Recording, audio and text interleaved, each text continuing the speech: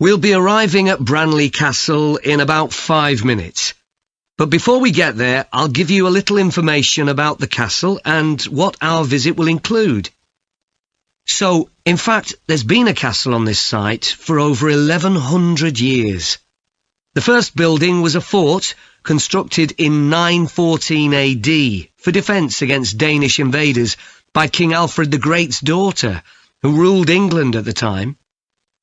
In the following century, after the Normans conquered England, the land was given to a nobleman called Richard de Vere, and he built a castle there that stayed in the de Vere family for over 400 years. However, when Queen Elizabeth I announced that she was going to visit the castle in 1576, it was beginning to look a bit run down. And it was decided that rather than repair the guest rooms, they'd make a new house for her, out of wood, next to the main hall. She stayed there for 4 nights, and apparently it was very luxurious. But, unfortunately, it was destroyed a few years later by fire. In the 17th century, the castle belonged to the wealthy Fennis family, who enlarged it and made it more comfortable. However, by 1982, the Fennis family could no longer afford to maintain the castle, even though they received government support, and they put it on the market. It was eventually taken over by a company who owned a number of amusement parks. But when we get there, I think you'll see that they've managed to retain the original atmosphere of the castle. When you go inside, you'll find that in the staterooms, there are lifelike moving wax models dressed in costumes of different periods in the past, which even carry on conversations together. As well as that, in every room, there are booklets giving information about what the room was used for and the history of the objects and furniture it contains. The castle park's quite extensive. At one time, sheep were kept there, and in the 19th century the owners had a little zoo with animals like rabbits and even a baby elephant. Nowadays the old zoo buildings are used for public displays of paintings and sculpture. The park also has some beautiful trees, though the oldest of all, which dated back 800 years, was sadly blown down in 1987. Now, you're free to wander around on your own until 4:30, but then, at the end of our visit, we'll all meet together at the bottom of the great staircase. We'll then go on to the long gallery, where there's a wonderful collection of photographs showing the family who owned the castle 100 years ago having tea and cakes in the conservatory. And we'll then take you to the same place where afternoon tea will be served to you.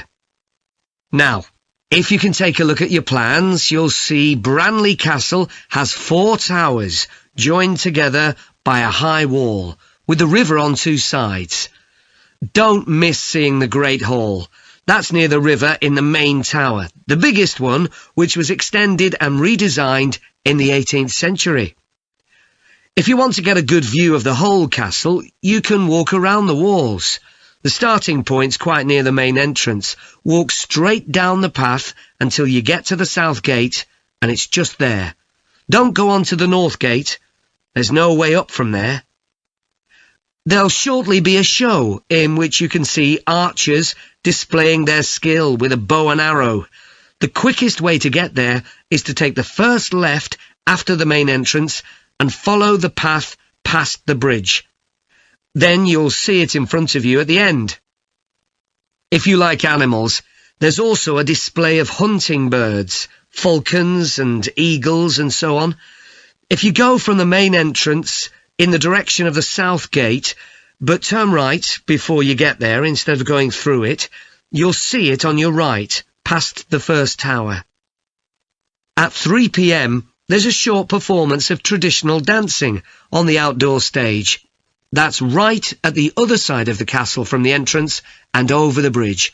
It's about 10 minutes walk or so. And finally, the shop. It's actually inside one of the towers, but the way in is from the outside. Just take the first left after the main entrance, go down the path and take the first right. It's got some lovely gifts and souvenirs. Right, so we're just arriving.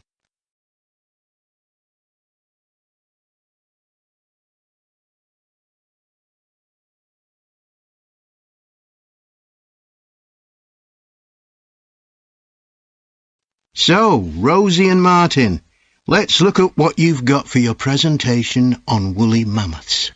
OK, we've got a short outline here. Thanks. So, it's about a research project in North America.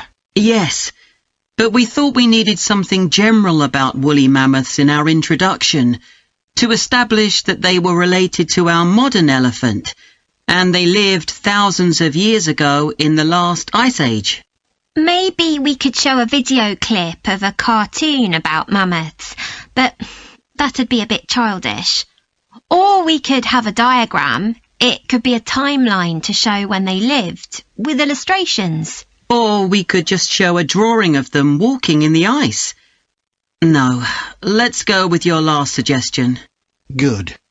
Then you're describing the discovery of the mammoth tooth on St. Paul's Island in Alaska and why it was significant.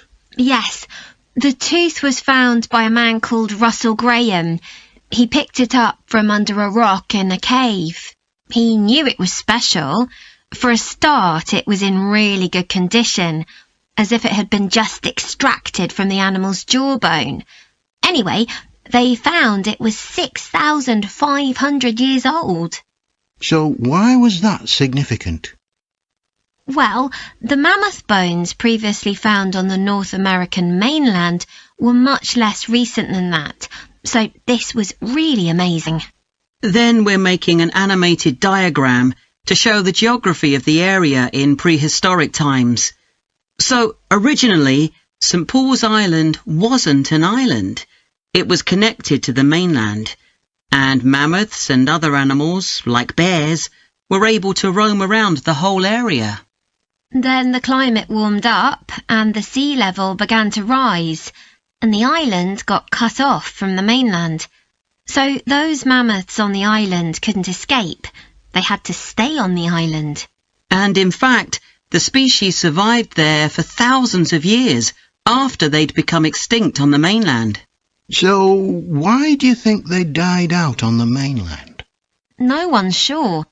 Anyway, next we'll explain how Graham and his team identified the date when the mammoths became extinct on the island. They concluded that the extinction happened 5,600 years ago, which is a very precise time for a prehistoric extinction. It's based on samples they took from mud at the bottom of a lake on the island. They analysed it to find out what had fallen in over time.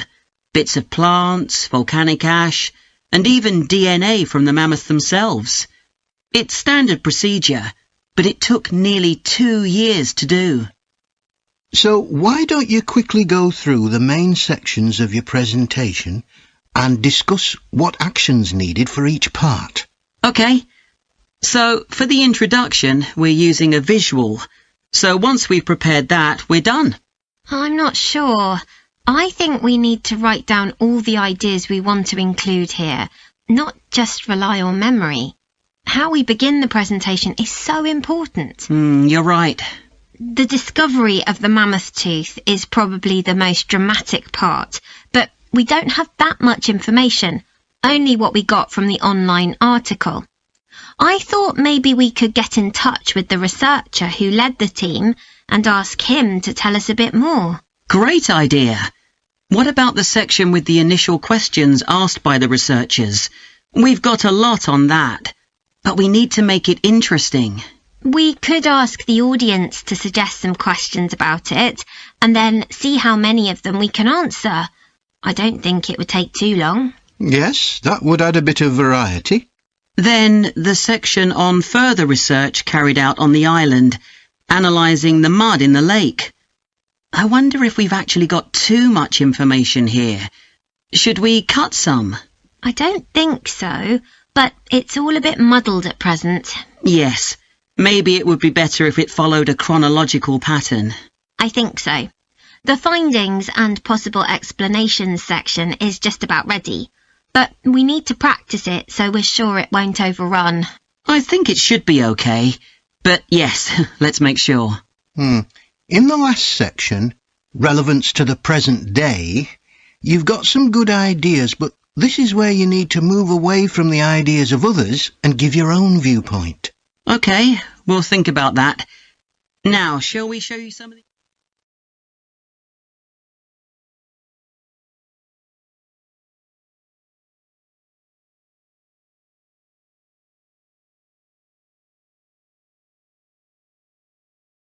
In this series of lectures about the history of weather forecasting, I'll start by examining its early history. That'll be the subject of today's talk. OK, so we'll start by going back thousands of years.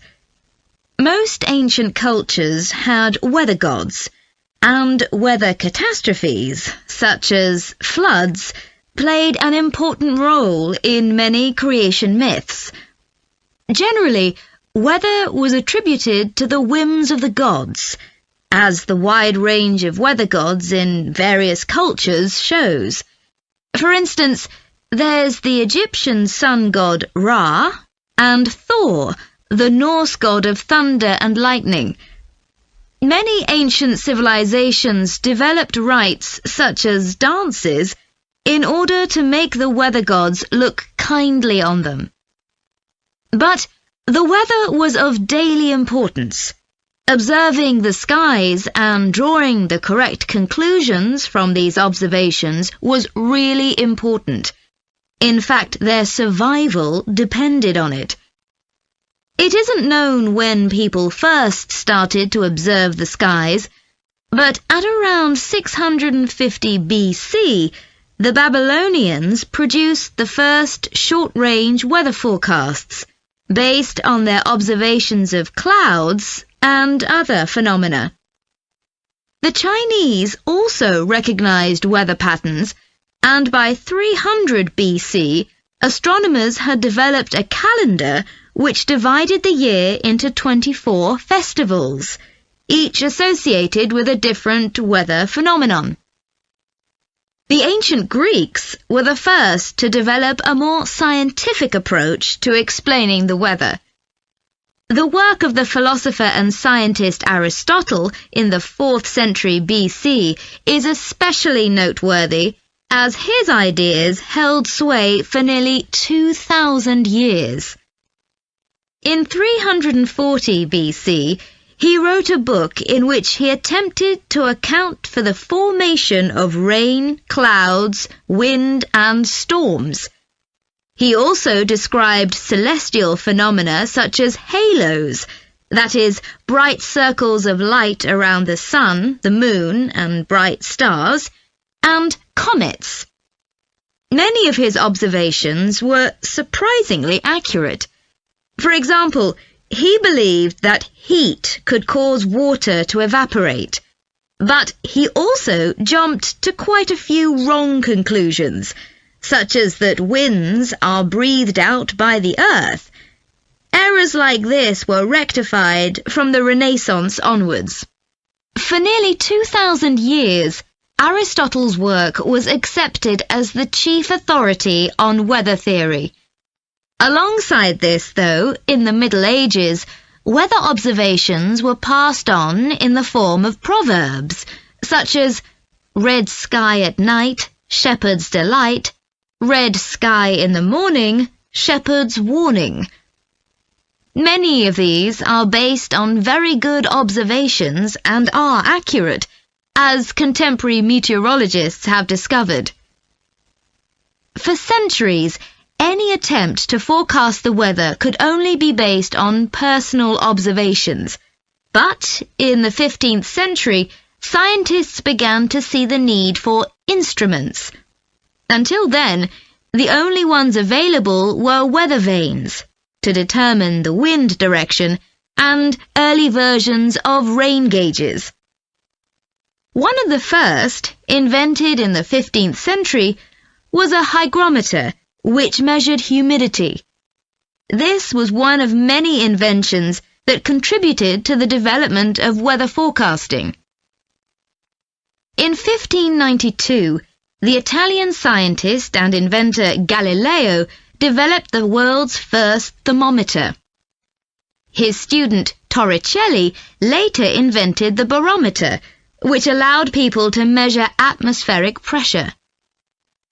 In 1648, the French philosopher Pascal proved that pressure decreases with altitude. This discovery was verified by English astronomer Halley in 1686, and Halley was also the first person to map trade winds.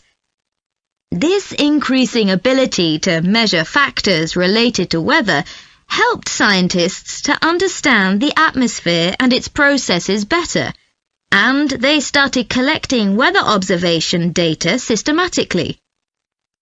In the 18th century, the scientist and politician Benjamin Franklin carried out work on electricity and lightning in particular, but he was also very interested in weather and studied it throughout most of his life.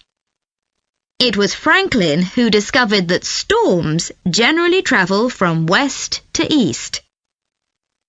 In addition to new meteorological instruments, other developments contributed to our understanding of the atmosphere. People in different locations began to keep records, and in the mid-19th century, the invention of the telegraph made it possible for these records to be collated. This led, by the end of the 19th century, to the first weather services. It was not until the early 20th century that mathematics and physics became part of meteorology, and we'll continue from that point next week.